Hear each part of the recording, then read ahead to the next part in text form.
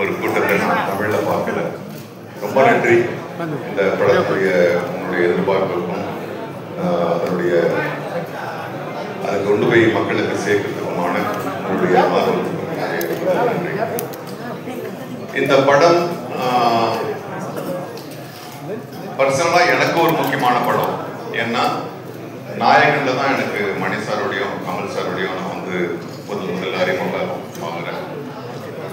அவங்க 2 பேருமே சேர்ந்து 38 வருஷம் கழிச்சு ஒரு படம் பண்ணும்போது அதுல ரொம்ப ஆச்சரியமான ஒரு விஷயமா நானும் அதுல இருக்கிறத வந்து எனக்கு மிக நெகிழ்ச்சியான ஒரு விஷயம். அது இல்லாமலேயே இந்த படம் வந்து இந்த மேடைக்காக சொல்லல, மரபுக்காக சொல்லல, தமிழ் சினிமாவில் வந்து இது ஒரு முக்கியமான ஒரு படமா இருக்கு. ஏன்னா மணி சார் அறியப்படுறது வந்து நாயகன் படத்தினால. அது வெற்றிகரமான படம் என்பதை விட ஒரு கல்ட் ஃபில்மா இருந்துச்சு. இன்னைய வரைக்கும் இருக்கிற new generation of directors they wanted to match Nayakan என்ற மாதிரி ஒரு ஒரு தர நிலையை வந்து கொண்டு வந்து வச்சது நாயகன் என்ற படம். அதே மாதிரி கமல் சார் அவருடைய நடிப்பை பற்றி நம்ம சொல்ல வேணாம். பல பரிமாணங்கள், அது ஒவ்வொரு படங்களும் ஒவ்வொரு கோணத்திலிருந்து அவர் தன்னை வெளிப்படுத்துகிறாரு. 2 பேருமே சேர்ந்து அவங்க ரஹ்மான் சார் ஆஸ்கர் இந்தியாவில் இருக்க பல சினிமா சம்பந்தப்பட்ட கலைஞர்கள் ஆசைப்பட்டு இருக்கும்போது 2 ஆஸ்கர் வாங்கிட்டு வந்தாரு. ஆக இந்த 3 பேரும் சேர்ந்து ஒரு படம் பண்றாங்கன்னா அதுல பெரிய மன அழுத்தம் அவங்களுக்கு இருக்கு. போட்டின்றது அவங்களுக்கு வந்து வேற ஒரு டைரக்டர் கிடையாது, அவங்களுக்கு போட்டி அவங்களுக்கு. ஏன்னா இவங்க 3 பேரும் சேர்ந்து ஒரு பெரிய ஹை ஸ்டாண்டர்ட் அவங்க ஏற்கனவே நிரூபிச்சுட்டாங்க. அதை விட பெருசாக பண்ணணுன்றதுக்காக இந்த படத்தை வந்து அவங்க பண்ணியிருக்காங்க.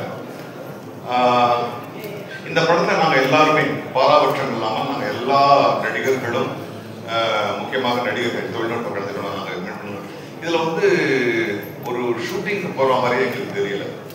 there was one warmness, there was one ஒரு பெரிய ஸ்டார், பெரிய டைரக்டர், ஒரு தோரணையே இல்லை. அப்போதான் வந்து எல்லாருமா சேர்ந்து ஒரு ஒரு ஒரு எந்த ஒரு ஏற்றம் தாழ்வு இல்லாமல் நாங்கள் ஒர்க் பண்ணோம். அது சின்ன நடிகராக இருக்கட்டும், பெரிய நடிகராக இருக்கட்டும், அசோகா இருக்கட்டும், பக்ஸாக இருக்கட்டும். So we had a wonderful time. It was a learning process. So உங்களை கூடவே நான் வந்து ஒரு குழந்தை மாதிரி இந்த படத்துக்காக காத்துக்கிட்டேன்னா பல படங்கள் நடிச்சாச்சு, 70 படங்கள் நடிச்சாச்சு. நான் இப்போதான் அர்ஜுன் கிட்ட சொன்னேன், என்னடா இது ஊருக்கு போகிற மாதிரி இருக்கு அப்படின்னு. So I am enjoying the feeling. I think you will all enjoy this film and definitely it's going to be a film which will bring pride to Indian cinema. Thank you, sir. நீங்க சொன்ன மாதிரி the inner child in all of us is excited as well for the film. அடுத்ததாக I'd like to request Ashok Selvan அவர்கள் to say a few words. எல்லாருக்கும் வணக்கம். இந்த படம் பொறுத்த வரைக்கும் எனக்கு எல்லாமே சந்தோஷம் தான். என்னோட கனவு வந்து மணி சார் படத்தில் நடிக்கணும், கமல் சாரோட நடிக்கணும். இதெல்லாம் ஒரே படத்தில் நடக்குதுங்கிறது வந்து ரொம்ப சந்தோஷமாக இருக்குது. யோகி சேது சார் ஒரு இன்டர்வியூவில் வரும்போது சொல்லியிருந்தார், you're the baby of the டீம்னு. அந்த மாதிரி தான் நான் ஃபீல் பண்ணுறேன். ஏகப்பட்ட தருணங்கள் கற்றுக்கிறதுக்கும் ரொம்ப சந்தோஷமாக வேலை பார்க்கறதுக்கும் ராஜா சார் சொன்ன மாதிரி. அண்ட் ஏகப்பட்ட லெஜண்ட்ஸோட ஒரே படத்தில் எனக்கு சான்ஸ் கிடச்சி I'm just really happy. Kamal sir, Mani sir, Ravi Krishnan sir, Raja sir, Simbu sir, Shana, இந்த மாதிரி ஏகப்பட்ட டேலண்டட் பிக் பீப்புளோட ஒர்க் பண்ணுறது I'm just really happy. And இது எனக்கு ஒரு படம் இல்லை, this is a milestone for me. And உங்கள் எல்லாத்தையும் பார்த்ததில் எனக்கு ரொம்ப சந்தோஷம். Thank you. Thank you so much, Ashok sir. அடுத்ததாக I'd like to request Simbu sir to say a few words to us. எல்லாருக்கும் வணக்கம். ரொம்ப சந்தோஷமாக இருக்குது. இவ்வளோ பேர் ஒன்றா பார்க்குறதுக்கு தனித்தனியாக பார்த்துருக்கோம். எனக்கு தெரியுது உங்கள் எல்லாருக்கும் பசிக்குதுன்னு சொல்லி நான் ரொம்ப நேரம் பேசி டைம் வேஸ்ட் பண்ணுறதா இல்லை. நாளைக்கு ரிலீஸ் படம். ஸோ ஆக்சுவலாக கான்ஃபிடெண்ட்டாக இருக்கும், சந்தோஷமாக இருக்கும். இந்த படம் எல்லாருக்கும் ஒரு மிகப்பெரிய வெற்றி அடையணும்னு நினைக்கிறேன். ஏன்னா ரொம்ப உழைப்பு போட்டிருக்காங்க. கமல் சார் வந்து ஆக்ஷனாக இருக்கட்டும், பர்ஃபார்மன்ஸாக இருக்கட்டும், பின்னி படல் எடுத்திருக்காரு. எல்லாருமே அவங்களோட ஒர்க்கை ரொம்ப கஷ்டப்பட்டு பண்ணியிருக்காங்க. ஸோ எங்கள் டீம் சார்பாக நீங்கள் எல்லாரும் வந்து படம் பார்த்து என்ஜாய் பண்ணுவீங்கன்னு நம்புகிறோம். Thank you so much. Thank you sir. நீங்கள் சொன்னோன்னே அது பசிக்கிற விஷயம் எல்லாருக்கும் வந்து ஒரு ரிமைண்டராக இருக்கட்டும். as soon as the event is done, please to have lunch and go. And up next, without any further delay, our Vinmali Nayagan Avargal. So please do words.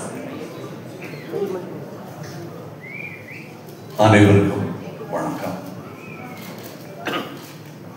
இந்த எங்கள் பயணத்தில் ஆரம்பம் முதல் எங்களை தாங்கி பிடித்து இந்த மேடை வரை கொண்டு சேர்த்ததில் பெரும் பங்கு உங்களுக்கும் உள்ளது.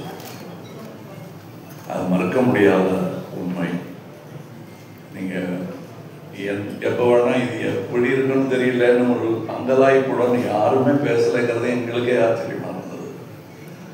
வழக்கமாக அப்படி பார்ப்போம் வரட்டும் அப்படின்றது. அதுக்கு முன்னாடி நீங்களே அதை உங்கள் எதிர்பார்ப்பை உங்கள் கண்களின் மூலம் காட்டுகிறீர்கள்.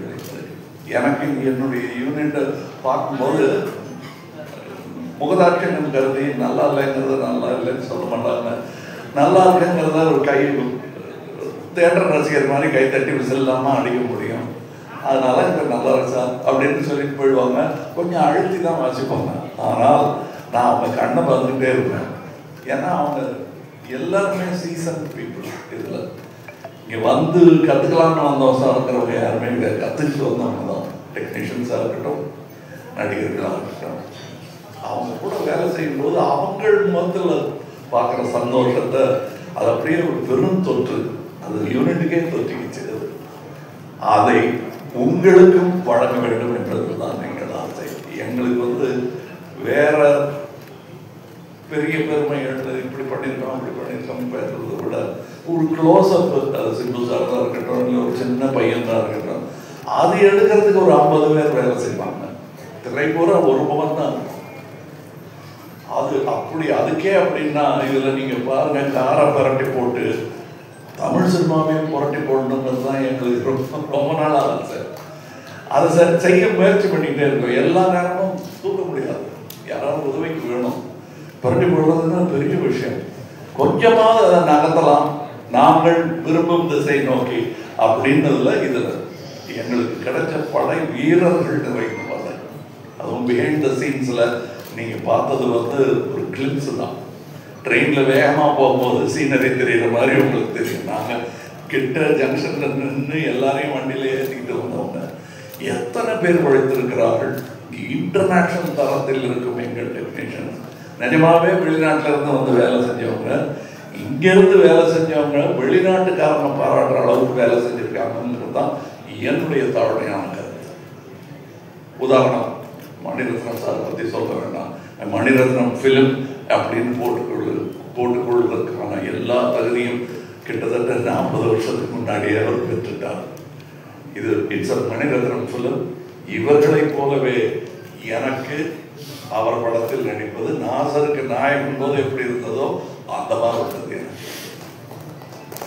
ஏன்னா நான் பார்த்த அந்த இளைஞர் மணி இன்னைக்கு ஞானியாக, சினிமா ஞானியாக மாறி இருக்கிறார். எனக்கு பட்டம் கொடுத்துருக்கிறாங்க அந்த மாதிரி. ஸோ அவர் கூட வேலை செய்கிறது எனக்கு குதூகலமாக இருந்தது என்பதுதான் உண்மை. அது எல்லாருக்கும் தெரியும், படம் பார்க்கணும் தெரியும். அந்த எங்கள் செட்டில் இருந்து எங்களை பார்த்தவங்களுக்கும் அது புரியும். இதில் இருக்கிற டெக்னீஷியன்ஸ், எடிட்டர், ஒரு ட்ரெய்லர்லேயே தூக்கிட்டாங்க மணியும் அவரும் சேர்ந்து. அது ஒரு சூப்பர் ஹிட் பண்ணிட்டாங்க. அதெல்லாம் நல்ல சிறந்த டெக்னீஷியன்கள், பதட்டம் இல்லாமல் எந்த பெரிய இடையூறுகளையும் தாண்டும் அந்த லாபம் அவர்களுக்கு இருக்கிறது. அதே மாதிரி ரவி கே சந்திரன் இந்நேரம் அமெரிக்காவில் படம் எடுத்துருக்க வேண்டியது, அது 20 வருஷம் முன்னாடியே நிகழ்ந்திருக்க வேண்டியது. மருதநாயகன் அவருடைய சினிமாட்டோகிராஃபர் அவருடன் முழுவதுமாக ஒரு முழு படத்தை முடித்தேன் என்ற பெருமை. அது பாதியில் விட்டவங்க வருத்தம் எனக்கு ரொம்ப உண்டு. ஆனால் அதில் இந்த படத்தின் மூலம் அதில் இருந்ததை விட இன்னும் சிறந்த சினிமாட்டோகிராஃபராக அவர் திரண்டு வந்திருக்கிறார் எங்களுக்காக. அது தெரியும், படத்தில் பார்த்தா பேசுவாங்க. அதை நான் சினிமா விமர்சகர்களிடம் விட்டு விடுகிறேன். அவருக்கு நல்ல பேர் கிடைக்கணும். நானும் சினிமா விமர்சகன் தான், நானும் சினிமா ரசிகன் தான். நான் சுவைத்த விஷயத்தை உங்களுக்கு நான் சொல்லுகிறேன். வியாபாரம் வெற்றி பெறணும், அதெல்லாம் ஓகே. என் சினிமாவும் வெல்ல வேண்டும் என்பதுதான் ஆரம்ப காலத்திலிருந்து நாங்கள் அதான் ஒரே மாதிரி எண்ணமுடையவர்களுடன் பேசிக்கணும். நாங்கள் செட்டில் இருக்கும்போது மணி சார் ஆகட்டும், நடுவில் போய் பேச டைம் இருக்காது. அதுவும் டெக்னீஷியன்ஸுக்கு மேலே கீழே பார்த்துட்டு ஒரு மாதிரி சித்தர் மாதிரி அவங்கிட்டு அங்கே அதுக்கு நடுவில் நாங்கள் பேசுறது கூட அரட்டையாக இருக்காது. லஞ்சில் உட்காந்து பேசுறது கூட சினிமாவை பற்றியாக இருக்கும், வேற ஒருத்தர் எடுத்த நல்ல சினிமாவை பற்றியாக இருக்கும். இப்படி ஒரு அற்புதமான சூழலில் நாங்கள் இந்த படத்தை எடுத்துருக்கோம். இந்த மாதிரி ஆரோக்கியமான ஒரு சூழல் ஐமைவே எவ்வளோ பணம் கொடுத்தாலும் கிடைக்காது. அது எனக்கு கிடைத்தது, ராஜ்கமலுக்கு கிடைத்தது. ராஜ்கமலுக்கு பின்னாடி இருக்கிற அந்த இன்டர்நேஷ்னல்ங்கிற அந்த வார்த்தைக்கு முழு அர்த்தத்தை மணிரத்னம் எங்கள் டெக்னீஷியன்ஸ் கொடுத்துருக்கிறாங்க.